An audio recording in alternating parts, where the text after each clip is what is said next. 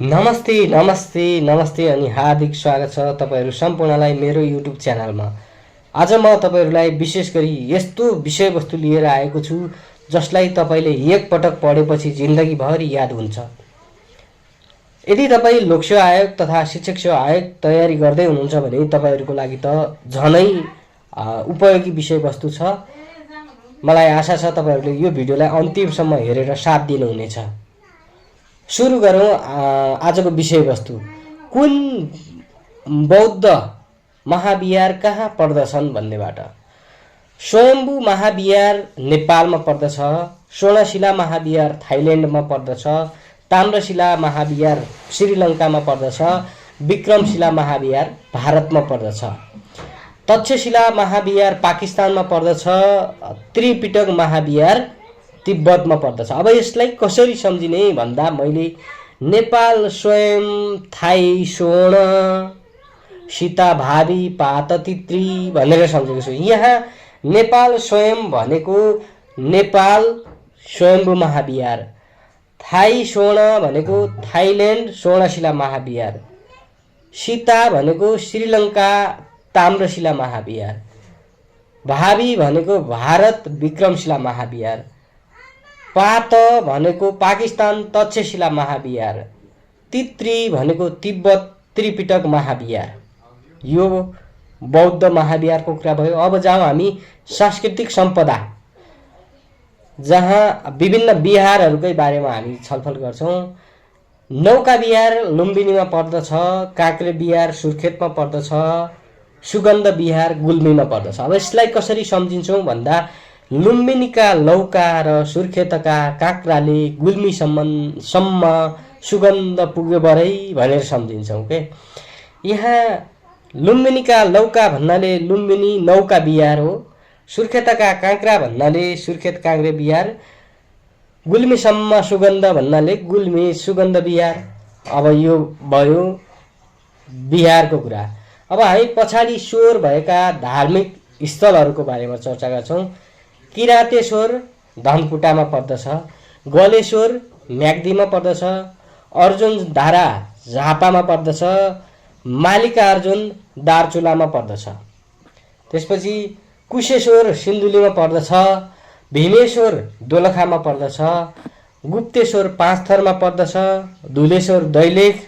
सोमेश्वर चाहिँ चितवनमा पर्छ भने पिण्डेश्वर सुनसरीमा पर्दछ। अनि रणभुवनेश्वर नुवाकोटमा पर्दछ। यसलाई चाहिँ हामीले स्वर अन्तिममा आएकालाई एकैपटक याद गऱ्यौँ भने सजिलै सम्झिन सकिन्छ। अब सुरु गरौँ पछाडि स्वरी भएका धार्मिक स्थलहरू। जस्तै शैलेश्वरी डोटी पर्छ। छत्रचण्डेश्वरी सल्यानमा पर्छ। बागेश्वरी बाँकेमा पर्दछ। गुह्येश्वरी काठमाडौँमा पर्दछ र चण्डेश्वरी बनेपामा पर्दछ। अब शैन र मैनासँग सम्बन्धित धार्मिक स्थलहरू। शैन मैना कहाँ पर्छ त भन्दा रूपन्देहीमा पर्छ।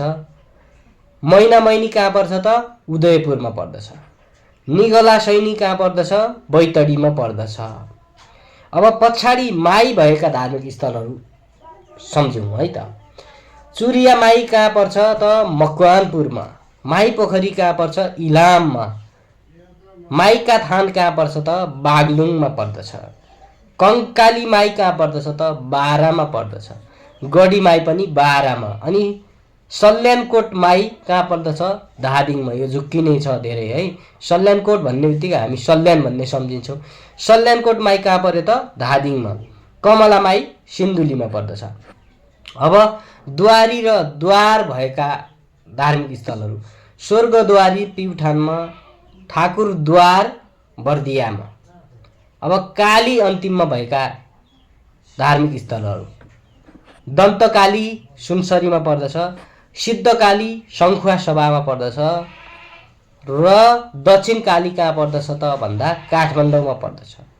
अब घाट अन्तिममा भएका धार्मिक स्थलहरू जस्तै देवीघाट नुवाकोटमा पर्दछ भने देवघाट तनहुँमा पर्दछ। जैमिनी घाट बागलुङमा पर्दछ। अब भगवती अन्तिममा भएका धार्मिक स्थलहरू। कालिन्चोक भगवती कहाँ पर्दछ त दोलखामा पर्दछ। कालिका भगवती कहाँ पर्दछ त बागलुङमा पर्दछ। पलाञ्चोक भगवती कहाँ पर्दछ त काभ्रेमा पर्दछ। अब नेपालका 4 तीर्थ धाम वा क्षेत्रको बारेमा चर्चा गरौँ। हरिहर क्षेत्र कहाँ पर्छ? देवघाट तनहुँमा पर्दछ। मुक्ति क्षेत्र कहाँ पर्दछ त मुस्ताङमा पर्दछ। बराह क्षेत्र कहाँ पर्दछ त सुनसरीमा पर्दछ। अब अन्तिममा कुन क्षेत्र बाँकी रह्यो तपाईँले यो भिडियोको तल कमेन्टमा लेख्नुहोस् है त। अब सुरु गरौँ धाम अन्तिममा भएका धार्मिक स्थलहरू। जस्तै धीरधाम कहाँ पर्दछ भन्दा दार्जिलिङ, जसलाई बुद्ध शमशेरले आफ्नो पिता धीर शमशेरको नाममा बनाएका थिए, त्यसैले यसको नाम धीरधाम हुन गयो। अनि 87 धाम कहाँ पर्दछ त भन्दा झापामा पर्छ। वैकुण्ठे धाम कहाँ पर्दछ? चितवनमा पर्दछ। बैजनाथ धाम कहाँ पर्दछ त अछाममा पर्दछ। परशुराम धाम कहाँ पर्दछ त डडेलधुरामा पर्दछ। अब अन्तिममा देवी तथा देव भएका क्षेत्रहरू, धार्मिक क्षेत्रहरू। जाल्पा देवी कहाँ पर्दछ त धनकुटामा पर्दछ। भुटन देवी कहाँ पर्दछ त मकवानपुरमा पर्दछ। सुन्द्रावती देवी कहाँ पर्दछ त भन्दा दोलखामा पर्दछ। हलेसी कहाँ पर्दछ त खोटाङमा पर्दछ। टोपा देवी कहाँ पर्दछ त सिन्धुलीमा पर्दछ है। अब अन्य धार्मिक स्थलहरू है, जस्तै चन्दननाथ कहाँ पर्छ? जुम्लामा। पञ्चकन्या इलाममा। गजुरमुखी इलाममा। पाथिभरा ताप्लेजुङमा। विक्रम बाबाको थान चितवनमा। अर्जुनधारा झापामा। रम्बापानी पाल्पामा। छिन्नमस्ता सप्तरीमा पर्दछ। अब यसलाई कसरी सम्झिन्छौँ भन्दा जुम्लाबाट चन्दन लगाई 5 कन्या लिई इलाम गएको। इलामबाट गजुरको मुख ताप्केर पाथीभरि बोकी चितवनको विक्रम बाबाको थान जान लाग्दा झापाको अर्जुनधारामा पाल्पाको रमासँग पानी खाई सप्तरीबाटै के गरियो त भन्दा छि नमस्ते गरी चितवन नपुगेर फर्केको भनेर सम्झिने। यहाँ के 5 कन्या भनेको पञ्चकन्या हो। अनि गजुरको मुख भनेको गजुरमुखी हो। गजुरमुखी ताप्केर पाथीभरि भनेको ताप्लेजुङ पाथिभरा हो। रमासँग पानी भनेको रम्बा पानी हो। छि नमस्ते भनेको छिन्नमस्ता है, जो सप्तरीमा पर्दछ। अब जाउँ हामी अन्यमा छौँ हामी। बुढा सुब्बा कहाँ पर्दछ? सुनसरीमा। रामधुनी कहाँ पर्दछ? सुनसरीमै। गङ्गा जमुनी कहाँ पर्दछ? धादिङमा। उग्रतारा कहाँ पर्दछ? डडेलधुरा। मालिका अर्जुन कहाँ पर्दछ? दार्चुला। बढी मालिका कहाँ पर्दछ? बाजुरा। धौलेक कहाँ पर्दछ भन्दा बैतडीमा। अनि तपोवन कहाँ पर्दछ भन्दा तपोवन दार्चुलामा है। आजको यो सामग्री तपाईँहरूलाई कस्तो लाग्यो? यो मेरो भिडियो हेरेर यो मेरो युट्युब च्यानललाई सब्स्क्राइब अनि लाइक कमेन्ट गर्न चाहिँ नभुल्नुहोला। सब्स्क्राइब गरेर नजिकै रहेको बेल आइकन पनि दबाइदिनु होला।